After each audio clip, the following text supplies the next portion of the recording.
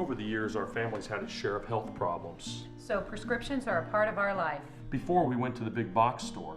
We both thought it would help us save. But with the long lines and impersonal service, filling prescriptions became a chore. That's when a friend recommended D&H. Now Tristan knows our prescriptions. Brenda always helps us find the right vitamins. And after Dad's fall, Monica's been a real expert with all our home medical needs. All without the lines. Trust and service. That's our D&H.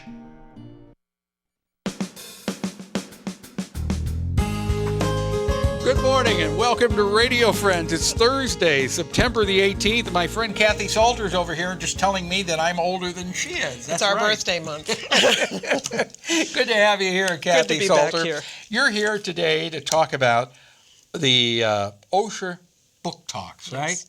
Now you had one back on September the 6th. Now you've got another one coming up October the 4th. We do, October the 4th. We have Nina Furstenau. Oh, yeah. Who is this wonderful Columbia woman who teaches food writing at the University of Missouri. And she grew up in a little bitty town, her Indian parents who moved to the United States when she was a baby, and she grew up in Pittsburgh, Kansas, thinking she was just a regular Midwestern girl. And then she'd go home and walk into her mother's kitchen, and it would be cumin and curry and spices, all kinds of spices. And she sort of put that away and didn't think about it too much until years later.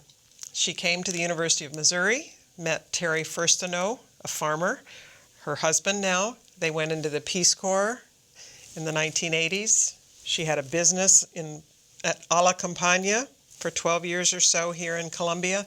Now she's teaching food writing at the university in the journalism school.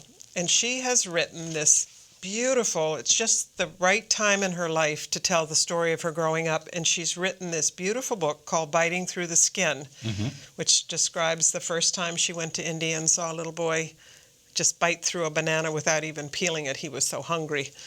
And this book has won the Les Dames Escoffier 2014 MFK Fisher Food Writing Award, an international award, and she will go to Boston in November to accept this award. And she also got their grand prize award because it's a book that weaves cultures, Midwestern culture and Indian culture. Oh, she's a fascinating thing. In fact, she was on here 6 or 7 months ago. We were talking about this. So she is going to be at the book talk? She is the book talk. She is the book talk. On October the 4th, Saturday morning. Our book talks, we're into our third year now. My husband Kit, who's the director now of the book talks, produces these wonderful little bookmarks that Yolanda Coley produces with her Compass Flower Press.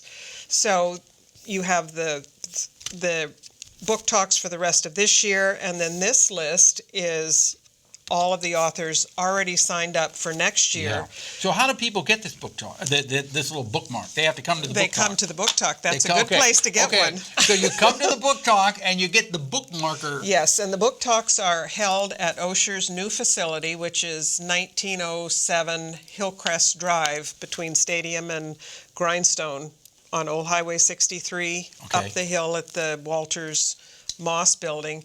And people come about 9:30. We have wonderful pastries, homemade pastries and coffee. And then at 10 o'clock, the book talk begins, and you have an opportunity to have a book signing afterwards.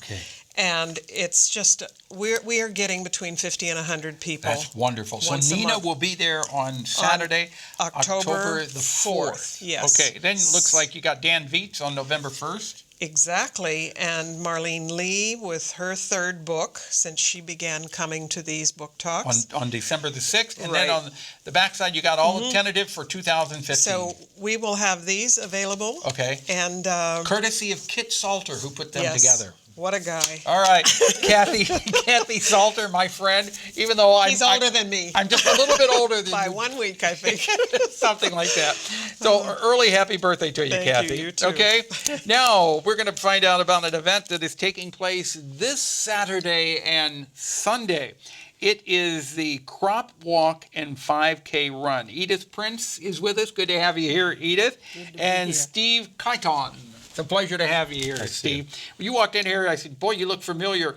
Your kids used to dance with dance arts, right? Correct. And you Some were one of the dads that came out to Pepper and Friends. Yeah, about 10 years ago or so. Yeah, She's in high school now. Yeah. But tell me about the Crop Walk and 5K. Well, the Crop Walk is Sunday, September 21st. This coming Sunday. This coming Sunday.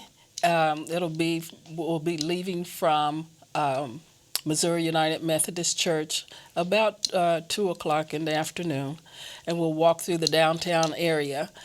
And the Crop Walk is the community's response to poverty, and we'll be raising money for 4 local charities that feed the hungry, and we'll divide up that money with them. How will you raise the money? We seek donations before the walk. So the people who are doing the walking Yes. are looking for sponsors. They're asking people, hey, sponsor me for this walk, and then that money goes to one of the 4 charities. Yes. Okay.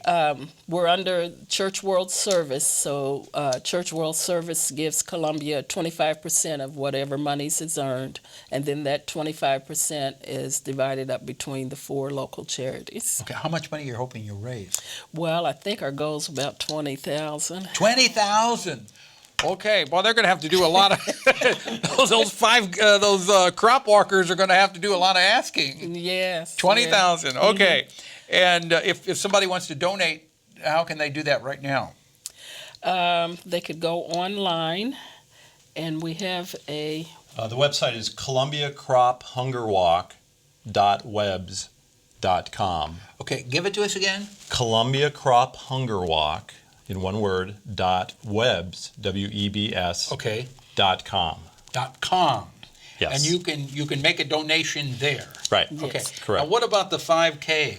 So the Crop Walk is a national event that's been held since 1969.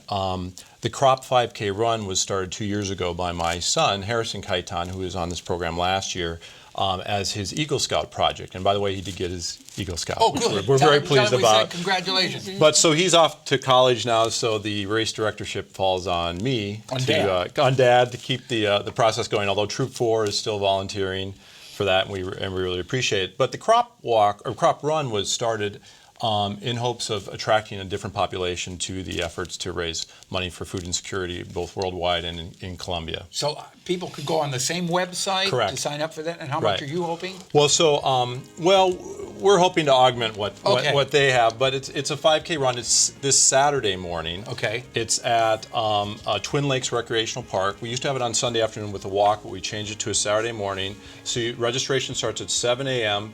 The race starts at 8 a.m.